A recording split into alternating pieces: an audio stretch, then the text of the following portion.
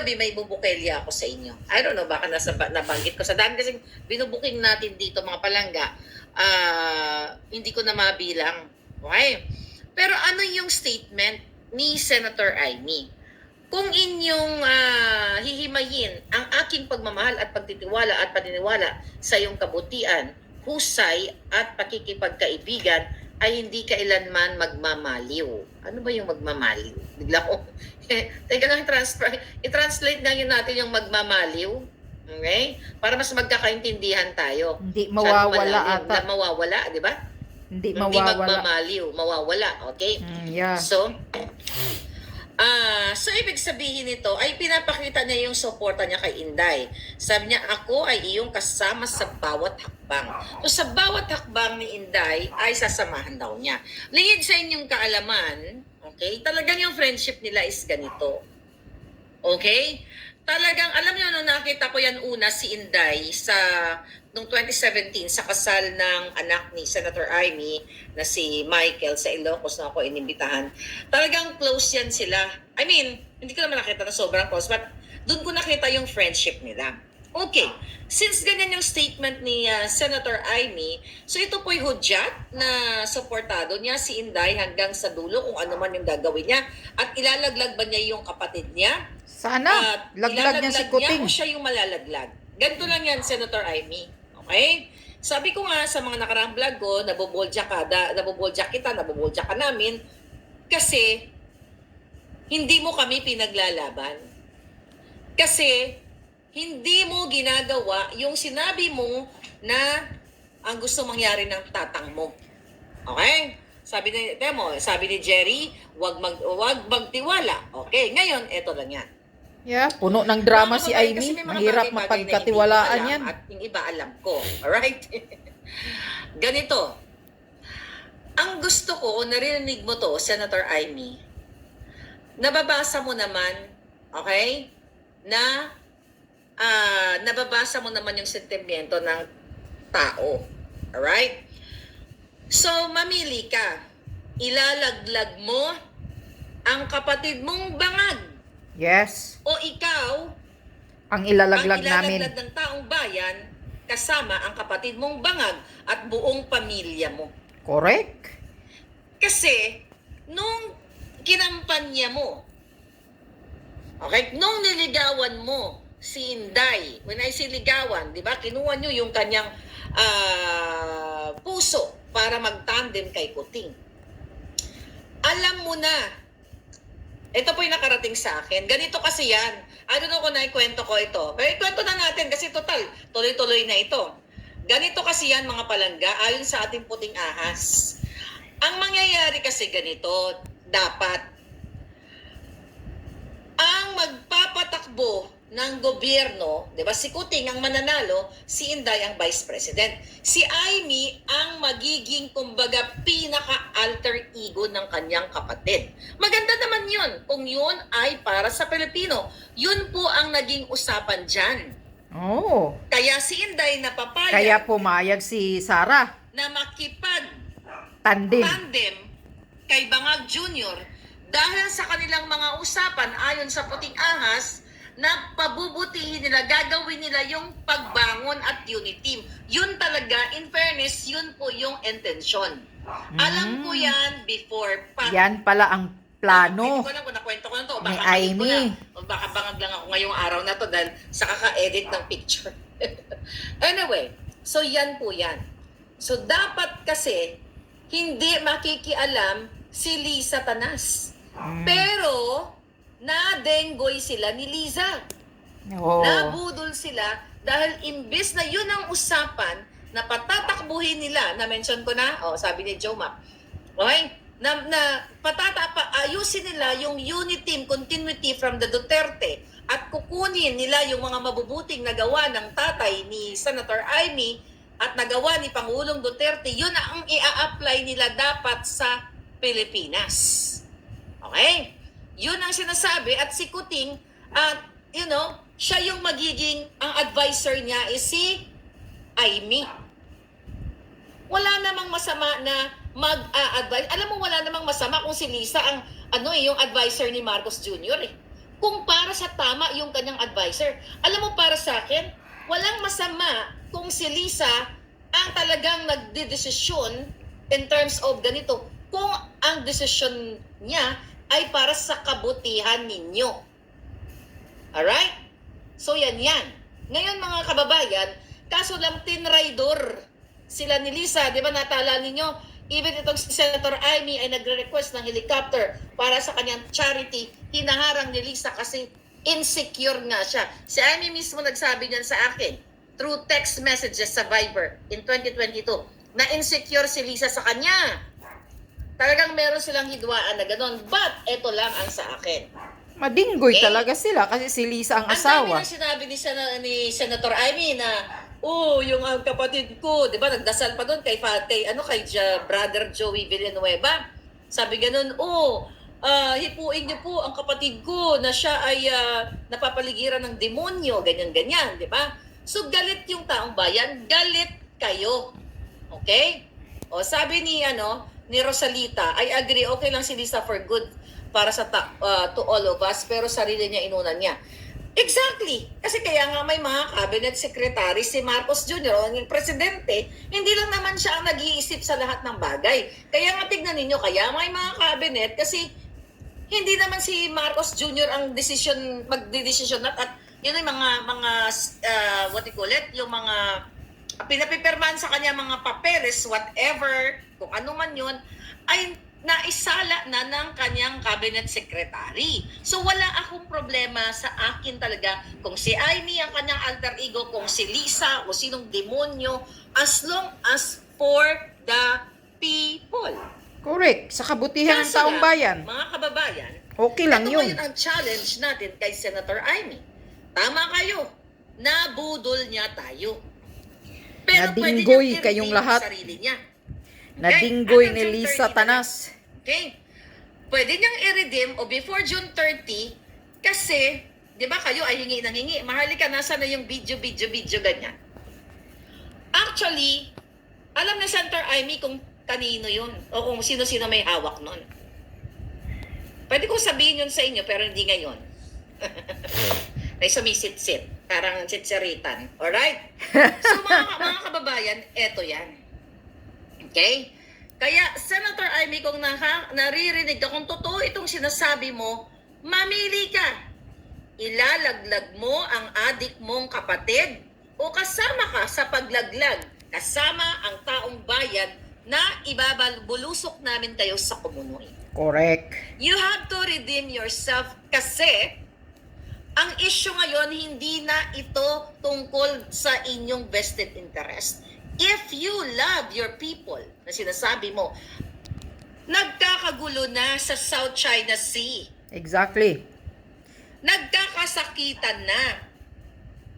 At the moment na umiglap ang kaguluhan, buburahin tayo sa mapa.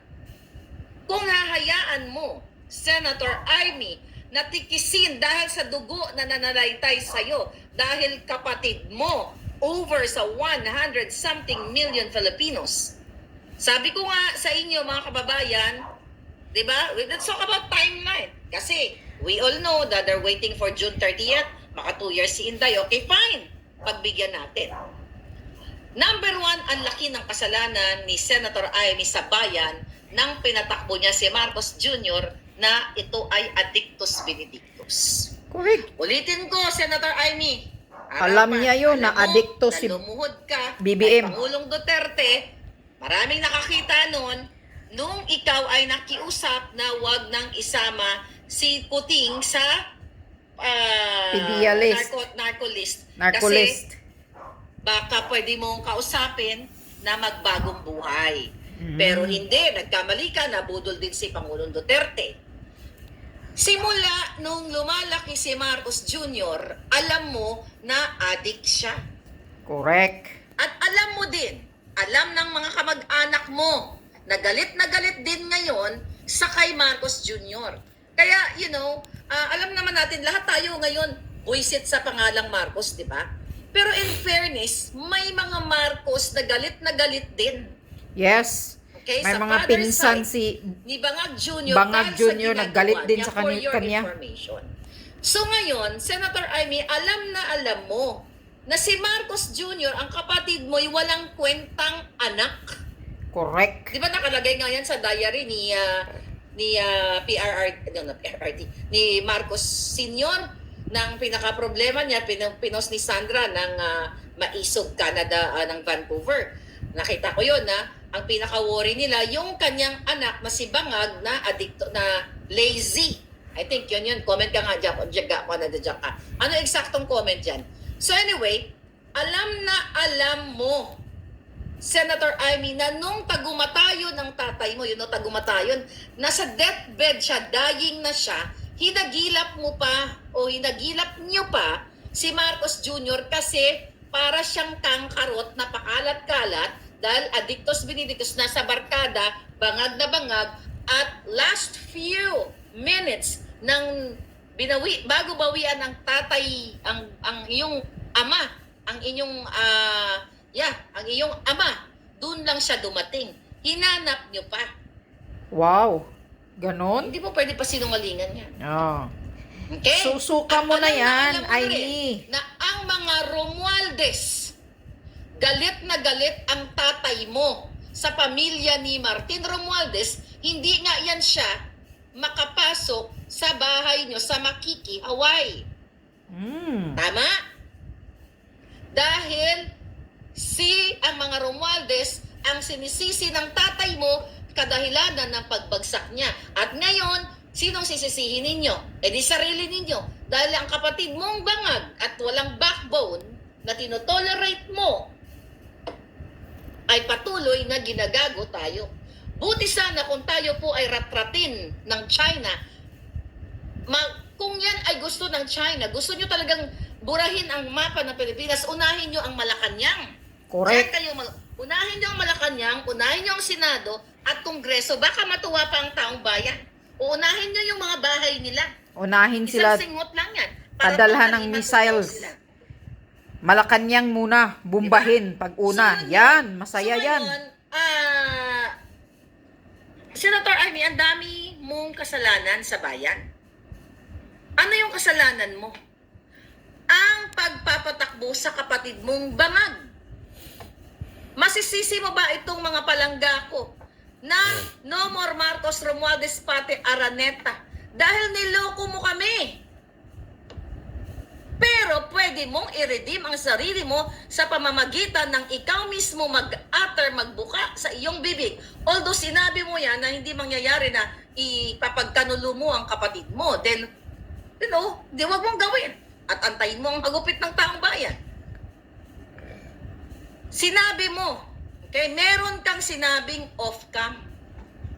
The reason why I still have respect for you. Hindi kita tinatakot. Sino ba naman ako para magtakot-takot sa'yo?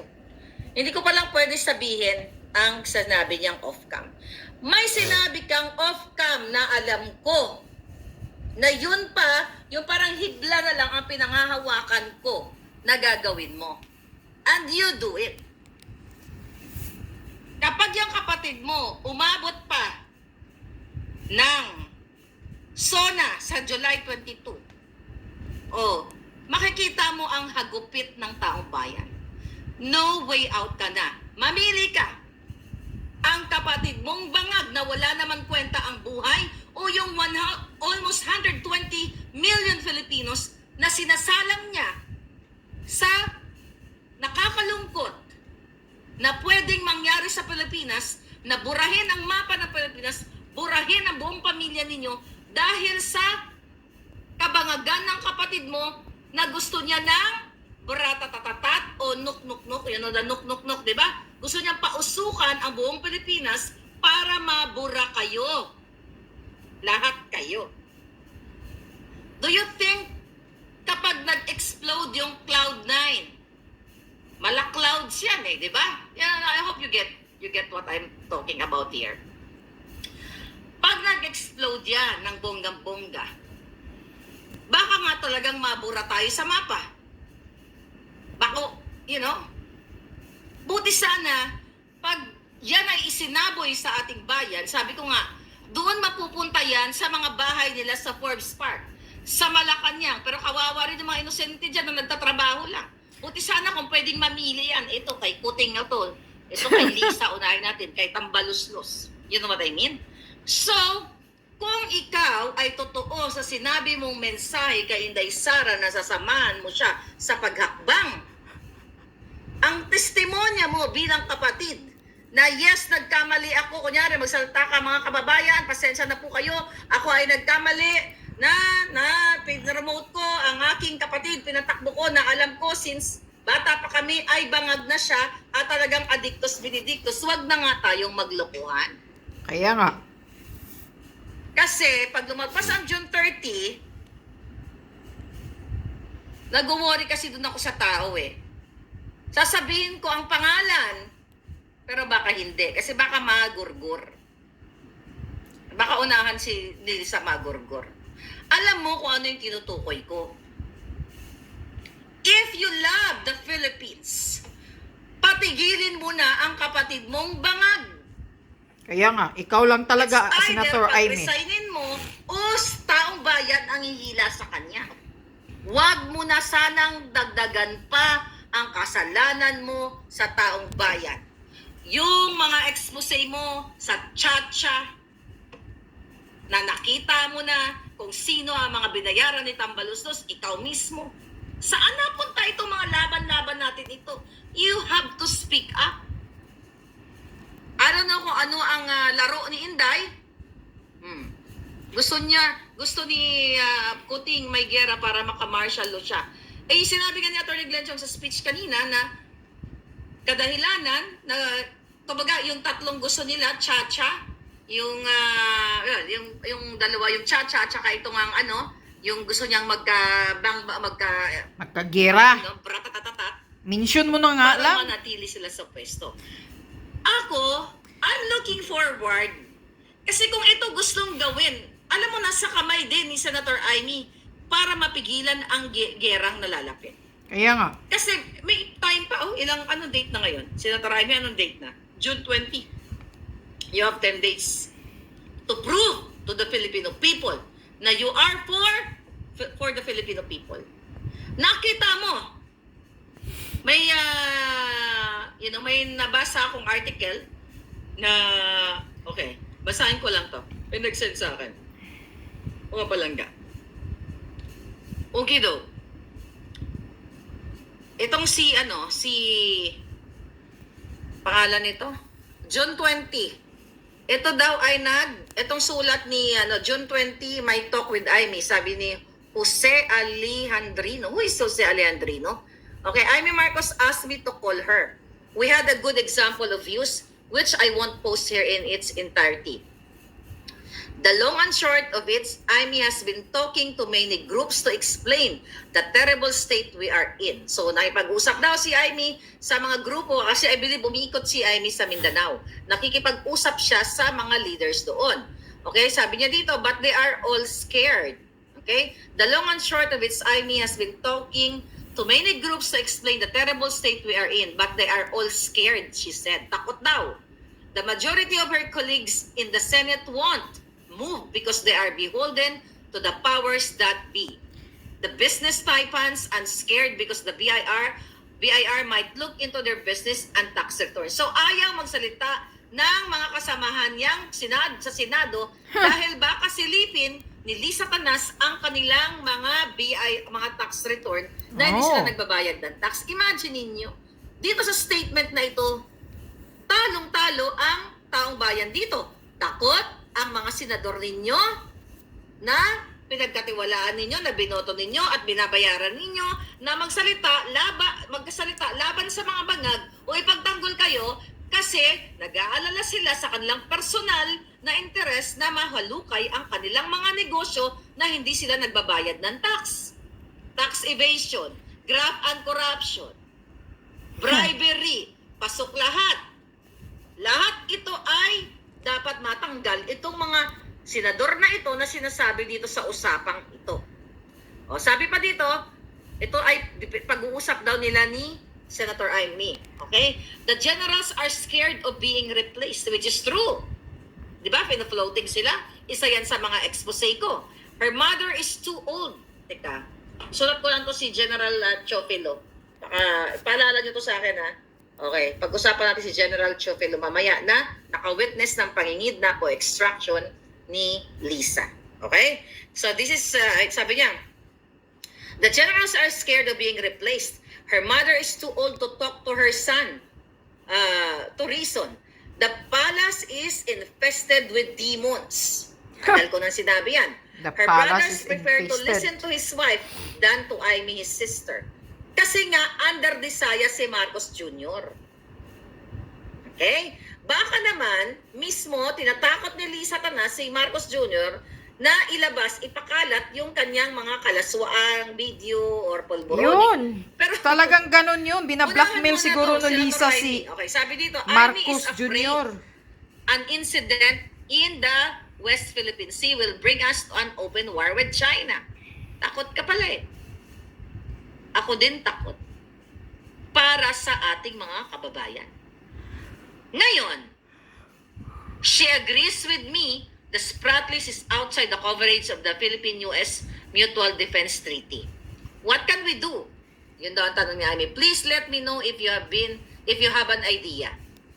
At sabi ni Amy is devastated. Inday left the government. Ba't ka devastated? Kailangan maging masaya ka. Dahil ang kaibigan mo, wala na sa mga den ng demonyo. Mong kapatid. Ngayon, sabi niya dito, na nagkakwento si Alejandrino, her son, the governor of Ilocos Norte, is stressed at the thought of his province being devastated by Chinese hypersonic missiles. Ayun na nga, kung ayaw mo tong pigilan, Senator Amy, kaya nga, kung meron man akong hiling sa mga pangyayari, hilingin ko sa Chinese government na unahin, kung gusto talaga nila magpausok, unahin ang mga bahay ng mga politiko. Yes. Pamilya niyo, unahin nila. Ang Malacanang unahin nila bago ang mga inosenteng tao. Correct. Buti sana ang China, kung narinig kayo, oy, mga Chinese. Okay? Kung naririnig niyo ako, translate niyo na lang. Payag naman ako sa gagawin niyo eh. Unahin niyo yung Malacanang. Kung gusto niyo magpa-usok ng bonggang-boga para mawala yung mga engkanto. 'Di ba? Unahin niyo yung mga bahay nila. Kung gusto niyo, bigay ko yung mga address nila. 'Di ba? So, anong pinag-uusapan natin dito palaga? Ito ang sinasabi dito na devastated si Amy kasi baka magpa-usok doon sa lugar nila. Sabi dito, Amy does not believe China will invade the Philippines. She agrees with me, China has a cheaper way of destroying our country by aerospace war. Ayun na nga. Hindi sila papasok. Magpapausok. Okay? Yan ang ibig sabihin dito. Amy is in a difficult position. No. It's just a matter of choice, Senator Amy. Correct. Bayan o Kapatid. pamilya. Yes.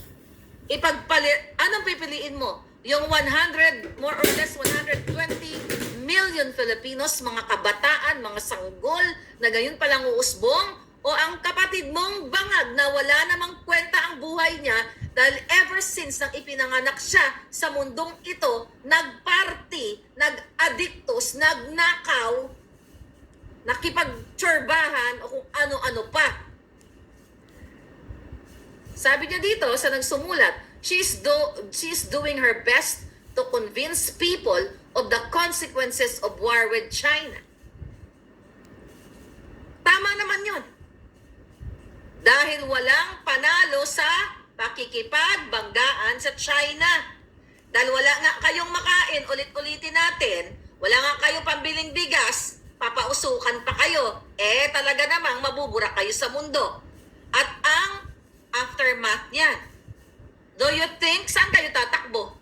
Lalo sa Maynila. Buti sana kung medyo probinsya kayo, baka mabuhay-buhay pa kayo ng konti sa mga liblib doon na mga bukid-bukid. Kasi naalala ko yung kwento ng lola ko nung panahon ng Chimpo Guerra, nung World War II. You know? Ako, kinukwentuhan ako ng lola ko habang tinatanggalan ko siya ng uban nung mga panahon na yun, nung bata ako.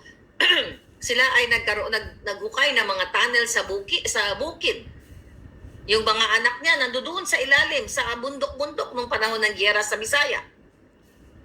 Nung panahon na yun, wala pang nok-nok-nok. Armas sa armas, di ba? Ngayon, kahit yata mag-tunnel ka at malanghap sarap mo, di kabog ka sa banga. You know what I mean? Kaya nga, noong Okay, tuloy panahon natin. iba. Sabi niya, nang nagsumulat, si Jose Alejandrino, I fully sympathize with her. I admire her courage. She's the true daughter of her father. I will admire your courage. Okay? Senator Amy, kung isplok mo ang kapatid mo sa harap ng buong mundo na ikaw ay nagkamali, aminin mo na nagkamali ka, na nilagay mo dyan sa pwesto, tinulungan mo ang kapatid mong Adictus Benedictus. Imagine mo ang impact ng ginawa ng insekuristang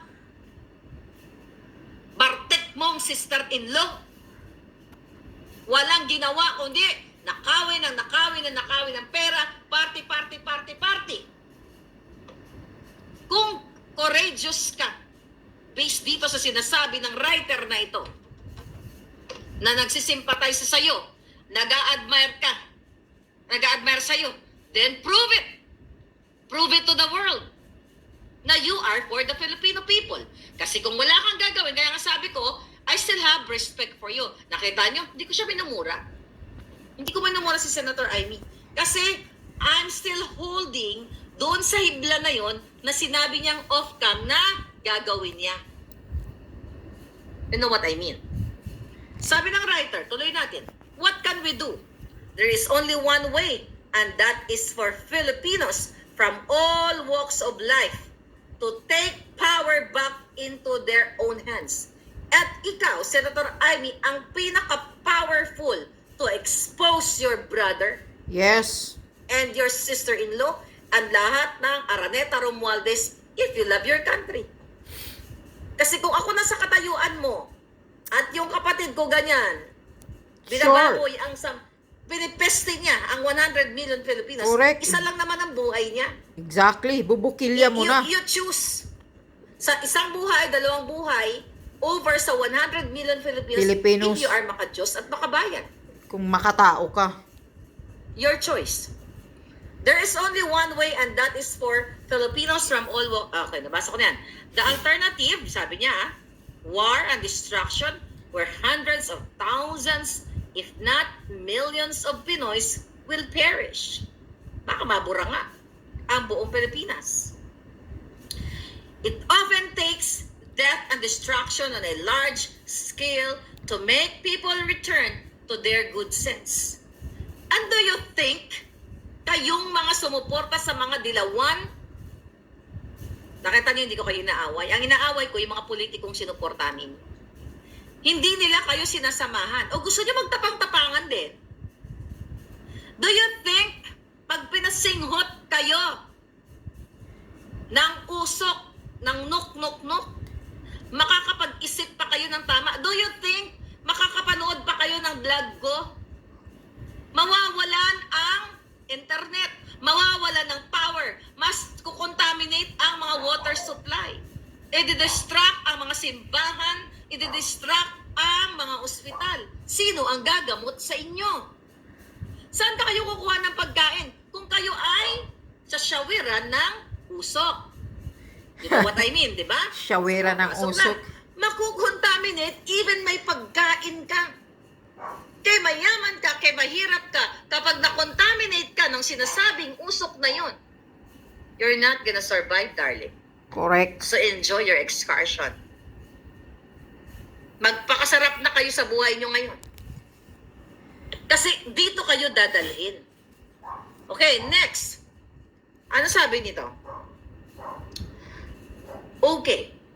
It often takes death and destruction on a large scale to make people return to their good sense. As history showed, we are all in the same boat. Either we survive or perish together. Even you survive. Mag-google kayo dyan. Mag-google ka mo. Manood kayo nitong pinag-usapan natin na power. You know? Yung knock. dyan? You educate yourself. Right on your fingertips. Kapag kayo ay lumanghap sarap, ano ang magiging impact? Sabi ko nga, okay lang sa akin yan kung uunahin nila yung mga nasa Malacanang. Yung mga inosente, umuwi na muna kayo sa bahay. Iwanan nyo si Kuting, si Lisa, si Tambalusos. Sila ang pa-enjoyin nyo, but that's impossible. May madadamay talagang mga mababait at inosente. Kaya nga, you have to act now. And Senator Amy, if you are true to yourself, act now. Tingnan mo, bakit umalis yan si Inday? Dahil traidor ang kapatid mo. Correct. Ang sister-in-law mo, hindi lang traidor. Times, trillion times, quadrillion times, infinite ang kasamaan na hindi kayang pantayan ng sino mang hegemonyo sa mundo. Siya lang ang nag-iisa. Ang kapatid mo at ang sister-in-law mo. Now, ano pa chika dito? I think that's about it sa letter. So that's why, di ba? Senator Amy, hindi mo masisisi ang mga sinabi niya in the past. Hindi mo masisisi, drone war, sabi ni Trollbuster. Hindi mo masisisi ang taong bayan na minumura ka ngayon. Ako, hindi pa kita minumura. Kasi, sabi ko nga, I'm holding to that one ibla that you will do for the people to redeem yourself. O, sabi ni Palangga, gusto ni ating may gera para, nabasa ko na, sabi ni Diz, okay? Ano to? Sabi ni Kampong Chicken, blood is thicker than water, pocket is heavier than friendship. Pusa tayo, ilalaglag ni Amy Sinday. Trapo siya, no more less. Ayun na nga Palangga, malalaman din naman natin yan. Okay? Malalaman din natin yan. Okay? Tignan natin, hindi naman tayo tanga dito eh. We're just waiting. Inantay natin yung timeline na sinasabi na kailan ba? O, magdo 2 years in there. 20 days at 10 days from now. Yung June 30 na inantay natin, parating na.